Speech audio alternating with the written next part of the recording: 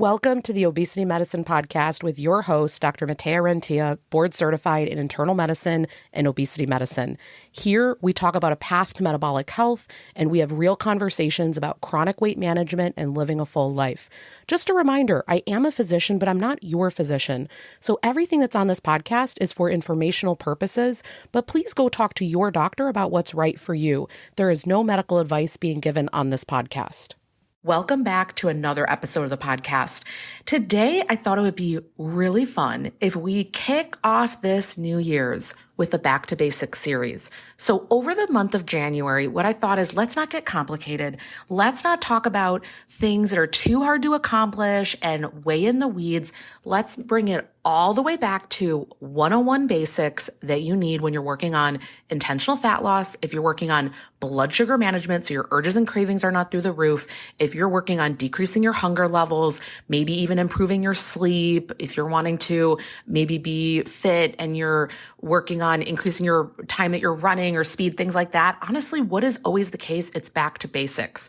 So I think back to the book Atomic Habits. I think we talk about it pretty much every episode. So again, we will always link in the show notes if you have not checked it out yet. We always have the link to all of this. What's really fun is I finally created a resource that has all these recommendations in one place. If you go to renteaclinic.com and you click on resources, right at the top of the page, we have sort of my top picks for metabolic health. There's books that I recommend, protein powders, supplements, tracking apps, water tracking apps. Like there's so many different things that I think are useful tools that I use with my patients and coaching clients. And we have it all in one free resource. That's a good opportunity to get that. Also, if you want to be updated the different things that we're doing from a podcast standpoint, from different programs that we're offering, stuff like that, that's a really good way to sort of get into our universe. We'll have the link to that in the show notes, or again, you can go to renteaclinic.com and click on resources. It's right at the top of the page.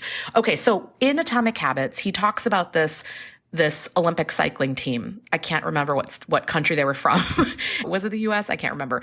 And he talks about how they were just horrendous as far as where they were placement wise. And a new coach gets in, and this coach wants to have them win the Olympics, right? So this cycling coach just starts to look at one thing after another that they can improve. So first they changed the tires on the bike, and then they changed the pillows that they slept on when they were going to competitions and competing. And they kept changing one thing after another. And this team went on to win, just repeated again and again and again. And the reason I bring this up is that the biggest mistake that I see people make is that they change too many things at once, especially when it's the beginning of the year and you're listening to this. I like to kind of go against the grain. I don't want you to have to hear another episode where there's some big New Year's resolution that you're setting.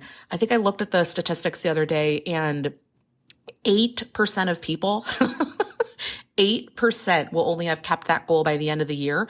And I think it was 6 out of 10 people are actually setting a New Year's resolution. So my goal for you is more that we think about what are habits that we want to put in place, and then we slowly work on those. And this is really with Atomic Habits, where you look at, okay, how can I stack habits together? Meaning something that I'm already doing, can I put something else with it so I remember it? So for example, I was talking to a patient the other day, and if they're doing the walk every day, can we right away after do the strength training, just to kind of pair the two together? Because context switching is really hard. So if you're in the middle of a busy work day, you're not suddenly going to go then and lift weights. That's very hard for most people. If we can start to stack these things together, it's called habit stacking. These are things that psychologically help us to actually start to bring these habits into our life. And the other thing that I always recommend is you always want to come back to the most basic, the most simple way to get something done. I want to give an example from my own life, and then we're going to talk about water today. Okay. We're going to talk about hydration. And stay with me, because none of us have this down. We'll get it for a minute, and then we kind of lax on it, and then we have to kind of work on it again. So within my business, I have a lot of different things, right? So I have my clinic, and then I have different coaching programs that I do in a small group, things like that.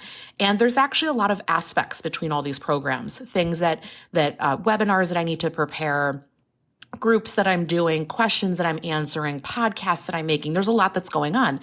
And what's interesting is things can get out of hand very quickly as far as how much is needed from me, and I don't have enough time. Like, period. We are the two greatest resources that we have in life. It's our time and it's our health. Those are the two things I think.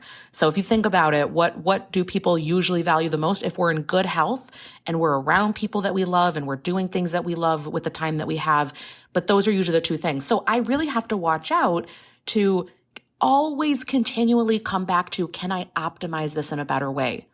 It's not about being more productive. How can I get more done? It's how can I simplify this? What means the most? What's the most impact that this person needs? What's going to get them the result that they need? It's actually not 50 modules. It's actually 5 10-minute modules that are very strategically thought of, where I keep trying to refine down what's actually in them so that they can get the most information the quickest. This is one of the biggest differences with my clinic. We're going into year 3 now, is that in the beginning, I liked it all and we still have a lot of it, but it was a really long foundations course that people could go through. And that still exists. But what I realized is I wanted to much quicker, when someone came into the clinic, say, hey, just watch these 4 or 5 videos. They're all under 10 minutes. Watch this first. And that will tell you pretty much all the things I think you're going to encounter and the answers to them. And you will have that crash course, that blueprint. I want you to start there. And then you're going to have this you're going to be well ahead of the curve. And then we're going to keep troubleshooting and working through things. But I wanted it to be really efficient. Notice it was actually the opposite of what I started with, which was so much information. I distilled it down. That comes with mastery, is that you make it less what's there actually, so it's more effective. I want you to start to think through, what is it that actually moves the needle for me? When you think about it, it's usually only a few things. I talk about this all the time for me. It's hydration, protein and fiber intake, and movement. Now that sounds super extensive, but for me, it's as simple as I take my walk every morning. Literally, I say, come hell or high water, I take that walk. The only reason I'm not going to walk is if I'm having a bronchitis flare where I can't breathe, or there's mucus coming up to the point where I couldn't do a slow walk. So there's very little reasons I'm not going to get that walk in. And literally, a kid can be sick in bed next to me. I'll pace back and forth 2-3 steps. I don't care. There is no obstacle. I need no equipment. We can be at a hotel. I can walk back and forth up and down the floor. I've got no shame anymore. I'm going to get that walk in. If I get that walk and then I get hydration, just some water that day, get that protein drink in, front load my protein during the day, get that egg in the morning, do those things, I'm pretty much golden the rest of the day. The rest of the day is going to happen great. So what we're doing in this series, Back to Basics, we're really breaking it down to, when I do these simple things, I get the best results. You can always get more complicated as you become a master of it. If you spent the next year, so I always say like the next year, you spent this year hammering down your hydration habit for a few months, then hammering down the protein habit, then hammering down the fiber habit. You hammer these things down. You're no longer shocked by any scenario. So today, the main focus is going to be on hydration. Now, I always want to say water intake, but I want to use the term hydration more broadly, because here's the deal. Anything counts. Anything, even if it has caffeine in it. Now, this is different than what I used to teach. So alert, this has changed if you followed me for a long time. I used to say, look, if it has caffeine in it, that doesn't count. And so for every caffeinated beverage, I want you to have 2 to balance it out. I saw a study, and that's no longer true. So it's a very small amount of dehydration. What I mean is extra fluid that's going out when you have a caffeinated beverage compared to not. Now, what I do know though, is that if you're having a ton of caffeinated things, caffeine is sort of an appetite suppressant, and kind of not only appetite, but also hydration. I find that if you're sitting there and having a venti, meaning a 20 plus ounce coffee, your desire to want other things is very low. And so what I find is that when people are doing a lot of caffeinated beverages, number one, they're getting worse heartburn, they're getting gastritis, meaning stomach pain. There's a bunch of, they're increased anxiety and palpitations. And by the way, I'm just here to share that as you're getting older, your body's not as happy with caffeine anymore. So I can't tell you how often in the past when I did primary care, so many patients when they're older will get AFib or arrhythmias, meaning the heart doing different beats and rhythms compared to what it should be doing. And honestly, one of the easiest culprits to get rid of is caffeine intake. And I know that it's not fun. Trust me, I get it. I want my caffeine too. And that was such a thing that really had to change in the past when I had to get rid of that. But I have let go of saying, hey, that doesn't count and you have to double up the hydration. Just be aware if you're having an 8-ounce coffee, and then you have no desire the rest of the morning until 1, 2, 3 to have any liquids, that's where the problem comes in. Okay, so every ounce of hydration counts. The protein drink you have, count those ounces. The coffee that you have, count those. If you have a Diet Coke, count those. If you have a soup, that's hydration too. If you're someone that actually has a very whole-based food diet, meaning nutrition that you're following, you're actually probably getting a lot of great hydration and just as is. All of that counts. I want you to add all of that up. Typically, again, nothing on here is medical advice. This is just in general. Typically, for the average person, I want at least 64 ounces, if not more. Now, you can do fun calculations, right? So I really like the app Water Llama. Again, if you get that resource, the top 10 kind of categories and all the things I recommend, we have the link to that app. We'll leave the link in the show notes if you want to get that. Dr. Rentea's Metabolic Power Picks. But if you go in Water Llama, you're going to put, your weight and all that, and they're going to give you a number that they recommend. But a lot of you're not anywhere near that to begin with. So let's start in the realm of reality. Can we start with 64 ounces? Again, assuming that you don't have a heart failure and you have a fluid restriction, assuming that you don't have kidney disease, liver disease, or some type of a condition where you have a fluid restriction, meaning the doctor has told you don't have over XYZ amount of hydration per day. So please listen to your doctor, right? This is general information. But most people need to increase their hydration. And hydration matters because when you're sitting there, let's say intentionally losing fat, you actually need to get rid of all these things in the body. And hydration is a way that is going to help to speed that process. And not speed it. That's the wrong term. It's going to help to move that process along. It's going to help you also to not get confused if you are hungry instead of dehydrated. So for example, a lot of people, if you're dehydrated, your body wants something, and sometimes the signaling kind of gets messed up. So you think, oh, I'm going to sit here and eat something, but you really don't realize you just haven't had any fluid all day. So a good baseline, I always feel like if you felt like you're quote unquote off track, which I hate that term because in health, remember, it's a little pendulum that's swinging back and forth. There's no perfection here. If you had to think, hey, I kind of want to get back on track. I want to do this thing again. Sometimes we don't need to start with the hardest thing, which is I need all the best protein options in the house and all the fibers, and everyone else needs to stop buying this stuff in the house. And you're looking at all the problems. Let's start focusing on the solutions. Can you get your hydration in today? Just today. Just today. What does today look like? So when you're trying to get your hydration in, we need to look every day at what that day looks like. Some of you have split schedules. So some days you're in the office, some days you're working virtually. Okay, the days you're working virtually, probably you got that. I mean, some of you, I need to put a picture in the show notes when we do this. I have 3 Stanleys next to me right now. Well, actually, I lied. 2 of these are, what's the brand? Anyway, they're metal tumblers is the point. 2 are filled with water and 1 is my protein coffee. Okay, so it's all by me. And for me, I've just trained myself. I have about 30-minute follow-up appointments, and I make sure at least between every single one that I'm drinking a bunch. Look at what your day looks like, and then I want you to strategize. Do I need to bring a big gallon thing with me to work? Is there somewhere at work that I can get it? Do I need to set alarm reminders on my phone? Do I need to get a little timer thing? I'm really a fan of these timers that you can keep on the desk where you can kind of dial it to 30 minutes, 45 minutes, whatever it is you're doing. And you could, maybe it alarms and it lets you know, hey, it's time to drink. Do we need to keep it in the car? Do we need to keep it in your bag? Like, what do we need to do to up this for you? Do we need to flavor it? Some people, that's the only way they're getting more in. I don't care. Do we need to make it coconut water? However you need to get this hydration in, and we start to see, does it need to be little sips? Can we do more like 10 ounces at a time and 20 ounces at a time? I have a friend, she knocks down 20 ounces in the morning. I would die. I would feel waterlogged. I can't do all that much at once. It just doesn't feel good for me. I want you to look at, how can I get the hydration in? Am I getting the hydration in? And really hammer home this before you do the next thing. You will feel better. You will get further along your journey, and it doesn't need to be painful. If it keeps falling off, it means that the system isn't right for you. So I want you then to mix it up what you're doing. I want you to find other things that you can incorporate in there. So when I'm talking to people, I'll give you an example. So one of my patients, they were working from home and they even have the drinks next to them, but they're forgetting. So that's when we said, hey, can you get this little timer? I'll see if I can find one on Amazon that's similar to what I got. Of course, the one I got years ago here it was like a Facebook or an Instagram ad. And it was something like, even, this CEO uses this. And I'll tell you why I like the ones on the desk that you use where you kind of just turn the dial and you use it. I find if I use my phone, I immediately get sucked into social media or checking my email or checking something else. And remember, I feel like we should do a whole episode on productivity. Well, let me know in the fan mail if you want to hear about this. Okay.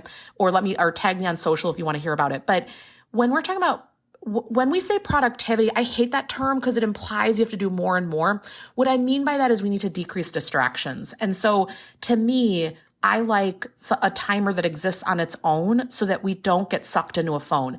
Any opportunity where I can put my phone down and not check it, I'm going to take advantage of it. So if you need a reminder like that, this patient had it next to them, worked remotely, didn't even have meetings or anything where they're physically sitting there talking to someone, but they would just forget because they would get so engrossed in their work, which is normal. By the way, that is normal for us as a human to be focused on something and not be thinking every 2 minutes that we're getting in water. So what we tried as a goal, we said, hey, can we set this alarm for every hour? Okay, you get a sip of water. Maybe that's when you take a 5-minute walk and then again, you work. And there's a lot of evidence behind that too, that none of us are necessarily working amazingly for hours and hours on end. Usually we work best with a 45-minute period, a little bit of a break, and then kind of coming back to it. But that's a whole nother conversation. So the main thing I want to get to here is, do you have a practice in place where you are hydrating consistently? Do we need to change the hydration practice? Does it not involve electrolytes and we want to start to bring those in? Is it something where you find I'm up all night peeing? Okay, let's scale back how much hydration you're doing at night. Can we focus it more in the morning? If you're someone that's traveling a lot, let's work on that. So what are times that could work better? Is it when you arrive at that location? Could we actually hydrate during the plane and say, you know what, I'm just going to go to the bathroom? Yes, I'm going to go to the bathroom on the plane. We need to think through different strategies and just troubleshoot the easy things and really figure out what needs to work for me to get this done. And every time I try to complicate it, think, no, what's the easiest version? What's the easiest version here? How can I pare it back? How can I make sure that this happens today? And then I'll worry about the next day when it comes, because every day is going to look different. I talk to so many patients per day and their life, just like mine, no 2 days are the same. And that's beautiful, right? None of us want to live in a in a horrible world where every day is Groundhog Day. And so that's beautiful. And yet it presents the human challenge of having to figure it out. So what I want you to focus on this week, this back to basics week, join me this month. Each week, let's brush up on something this week, being hydration.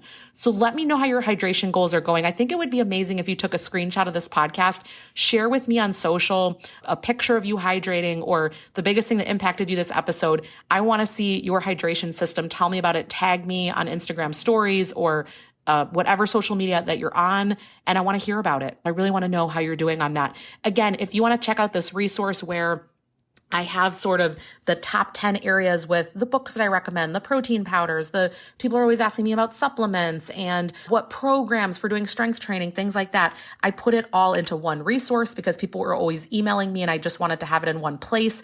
We are going to keep updating this, which is really exciting. So when we do update it, if you've gotten it in the past, we'll sort of periodically every so many months resend it out just so that you can get that if you're on our email list. And so again, you can go to Rentea Clinic, RENTEA, renteaclinic.com. You click on resources and right at the top there, you can get the free resource book for Dr. Rentea's Power Picks for Metabolic Health. All right. I hope you have an amazing start to the year. Every year just flies by and we end up in a new one. And so we have to take advantage of doing simple things because then we end up in a radically different place at the end of the year. I hope you have an amazing start to the year and we will talk soon. That marks the end of today's episode. But if you're newer to the podcast, I want to tell you about something that we have, and it's a free podcast roadmap. So this is perfect for any of you that are listening where you want to be directed to very specific episodes. So let's say that you are just starting out and you want to know, what should I do right when I start on the medications? Or you're experiencing certain side effects on the GLP-1s, or you want to know what to do if you're in a plateau, or if emotional eating is taking over, or if hunger levels are high. So we have many different categories of episodes that we've talked about, because there's a lot at this point. So if you want to be able to navigate that very easily, we have it broken down by category, and also the episodes that are there, and we hyperlink to everything. So you can just click on it and find the episode, easy peasy. If you want that, you can go to renteaclinic.com/podcast roadmap. We'll have it linked right here underneath the show notes where you're listening. And you can go ahead and get that free resource so that it makes it easy for you to navigate, because I know that it's really hard when someone has an established podcast. I am such a podcast fiend. I'm listening to podcasts all day long. And when I find one that I love, but there's a lot that are out there, I am so lost. So I hope that you enjoy this free podcast roadmap. Again, the link to get to that is going to be renteaclinic.com/podcast roadmap. I hope this is helpful, and let me know if you have any questions.